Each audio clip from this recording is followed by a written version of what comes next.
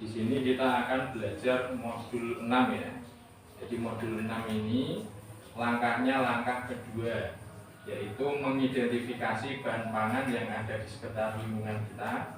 Waktunya nanti 10 menit. Dan kompetensi pembelajaran ini, jadi hasil dari pembelajaran ini, yang pertama adalah mengetahui kandungan gizi jenis bahan makanan. Yang kedua, mampu mengidentifikasi bahan pangan yang ada di lingkungan sekitar. Yang ketiga, menu gizi seimbang berbahan lokal, jadi dari daerah kita sendiri.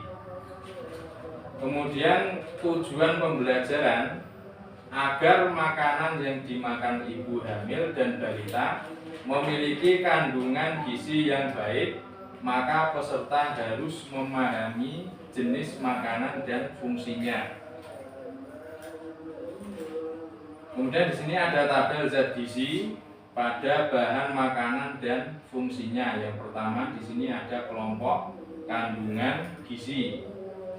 Itu berfungsi, yang pertama adalah sumber tenaga. Jadi ketika kita makan itu menjadi sumber tenaga. Kemudian yang kedua, fungsinya untuk berpikir dan bekerja. Kemudian di sini ada kelompok lauk pauk. Di sini menghasilkan protein. Satu, zat pembangun sel. Jadi protein ini sebagai zat pembangun sel. Yang kedua, memperbaiki sel-sel yang rusak. Kemudian di sini ada sayur dan buah-buahan, vitamin dan mineral. Jadi di sini ini menghasilkan vitamin dan mineral. Yang pertama, membantu proses kerja tubuh. Yang kedua, mencegah berbagai penyakit. Kemudian akan kita lanjutkan dengan diskusi kelompok ya. Jadi kelompok yang pertama adalah kelompok makanan pokok, yang kedua kelompok lauk pauk, kemudian yang ketiga kelompok sayur dan buah-buahan. Silakan diambil kertas HVS-nya, ditulisi.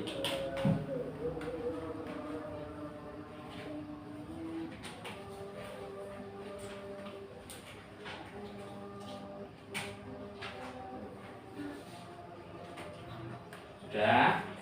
Silakan ditempel. Silakan. Jadi tutup dulu. Nah, tempel.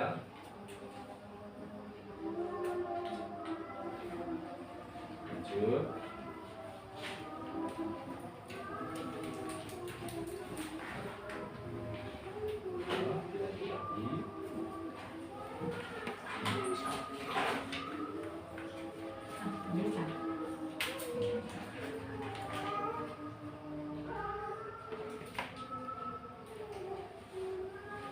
Sudah ya.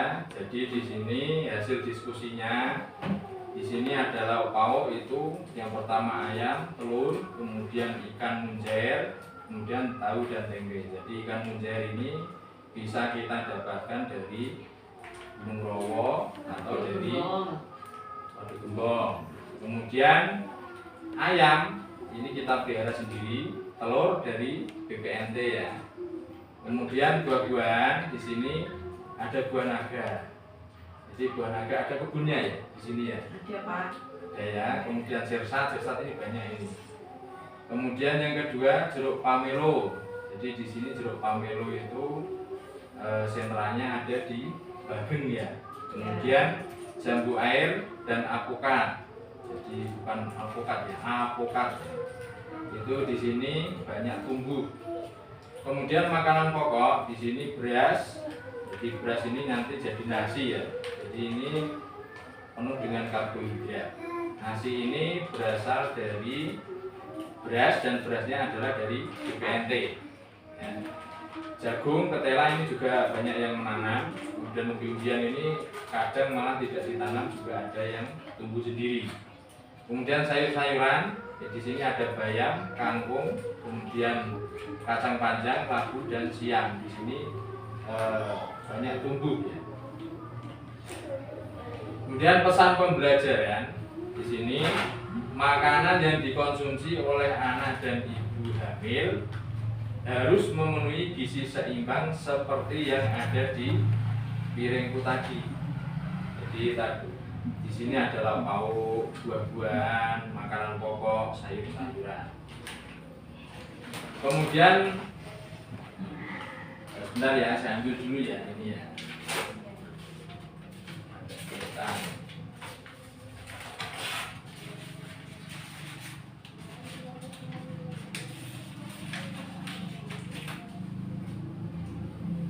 Nah, di sini ada 10 pesan menu gizi seimbang ya. Jadi yang pertama itu syukuri dan nikmati aneka ragam makanan. Jadi yang sudah dikasih oleh Allah kepada kita ya kita syukuri. Kemudian yang kedua, banyak makan buah dan sayur. Jadi bahasa kita ya sehat. Kemudian yang ketiga, biasakan mengkonsumsi lauk pauk yang mengandung protein tinggi. Yang keempat, biasakan mengkonsumsi aneka ragam makanan pokok. Yang kelima, batasi konsumsi panganan manis ya, atau makanan manis, asin dan berlemak. Jadi kalau sudah makan nasi ya harus dikurangi makanan manisnya, karena nasi itu sudah mengandung gula yang tinggi. Kalau nanti terlalu banyak bisa menjadi kencing manis.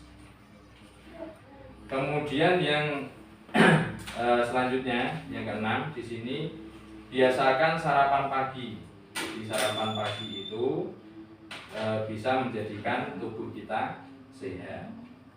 Kemudian yang ketujuh, biasakan minum air putih yang cukup dan aman. Yang kedelapan, lakukan aktivitas fisik yang cukup dan pertahankan berat badan ideal.